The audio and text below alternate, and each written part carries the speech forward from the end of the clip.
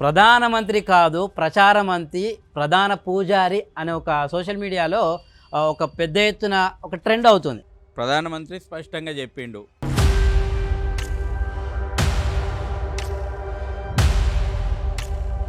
రామమందిర నిర్మాణం జరిగింది, ప్రాణప్రతిష్ఠ కూడా జరిగింది. యావత్ హిందూ ప్రజానికం ఎదురు చూస్తున్న ఒక ఘట్టం ముగిసింది. తర్వాత ఏంటి, దేశంలో ఇక సమస్యలు తీరుస్తారా లేదా, ఇదేనా ఎజెండా అనే చర్చ నడుస్తుంది. దీనికి మీరేమంటారు?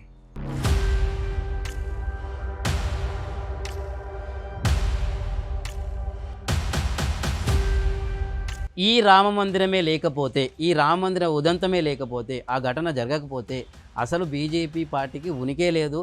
రాజకీయాలు చేసింది కాంగ్రెస్ పార్టీ, రాజకీయాలు చేసింది ఓటు బ్యాంక్ రాజకీయాలు చేసింది కాంగ్రెస్ పార్టీ చేసింది. దేశాన్ని మతం పేరు మీద ఎవరు ముక్కలు చేసిర్రు? ప్రజలను అడిగి ముక్కలు చేసిర్రా?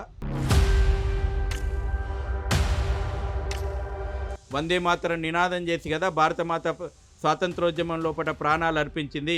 ఆ వందే మాతరంని నిషేధించింది ఎవరు? ఆ వందే మాతరాన్ని పాడొద్దని చెప్పింది ఎవరు?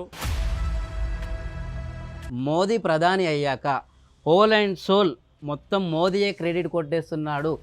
ప్రజాస్వామ్యం లోపల ప్రజలే కదా అంతిమ నిర్ణేతలు. ఇవాళ మోడీ సెంట్రిక్గానే నడుస్తుందంటే మోడీని ఒక వ్యక్తిగా చూడకండి. ఈ దేశం లోపల వనరులకు మొదటి హక్కు ముస్లింలకు ఉంటుందనేటువంటి స్టేట్మెంటు దేశ ప్రధాని హోదా లోపల మన్మోహన్ ఇచ్చిండు. అది కాదు సెక్యులరిజం అంటే రాజ్యాంగబద్ధంగా ఏది ప్రధాని ప్రతిజ్ఞ చేసిన దాన్ని వదిలేసి ఓన్లీ కేవలం ఒక మతాన్ని రిప్రజెంట్ చేయడం సెక్యులరిజమా?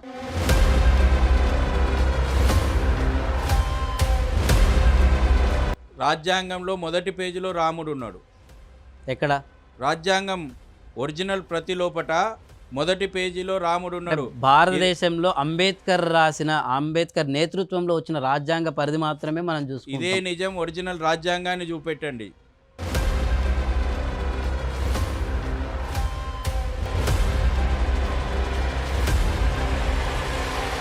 ఏ రాముని మీద రాజ్యాంగం మీద ప్రమాణం చేయడం అంటే రాముని మీద ప్రమాణం చేసినట్టే. అంటే ఇప్పుడున్న రాజ్యాంగం వేరని మీరే అంటున్నారు కదా. రాజ్యాంగం అంటే దాన్ని ప్రింట్ చేయకుండా దాపెట్టింది, అది ఒరిజినల్ రాజ్యాంగం కాకుండా పోతుందా?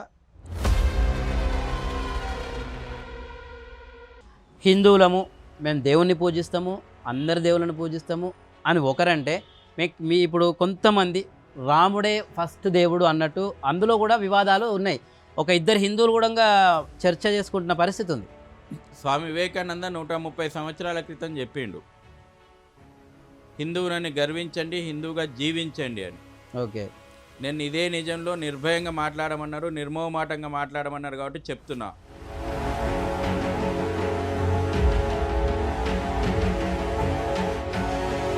ఈజిప్ట్ సంస్కృతి మాదే గొప్ప సంస్కృతి అన్నారు. ఇవాళ పోతే పిరమిడ్లు తప్పితే ఇంక కనబడవు.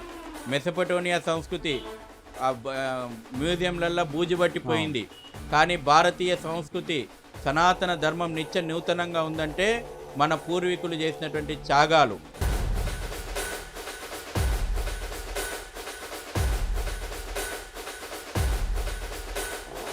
హిందువుని నేను అని చెప్పుకోకపోతే నువ్వు జై శ్రీరామ్ అంటలేవంటే నువ్వు హిందువు కాదు. ఒంటింట్లో ఉన్నటువంటి పోపు డబ్బా ఈ దేశ ప్రజల యొక్క ప్రాణాలను కాపాడింది. ఒంటింట్లో ఉన్నటువంటి పోపు డబ్బాలో ఉన్నటువంటి నిల్వలు ఈ దేశ ఆర్థికాన్ని నిలబెట్టినాయి. టెంపుల్ ఎకానమీ, ఫెస్టివల్ ఎకానమీ ఈ దేశం యొక్క ఆర్థిక వ్యవస్థ కరోనా కష్టకాలం లోపల దారి తప్పకుండా కాపాడగలిగినాయి. అంటే ఇక్కడ డాక్టర్లు, సైంటిస్టులు, రైతులు వీళ్ళేమి చేయలే, కాంట్రిబ్యూషన్ లేదు.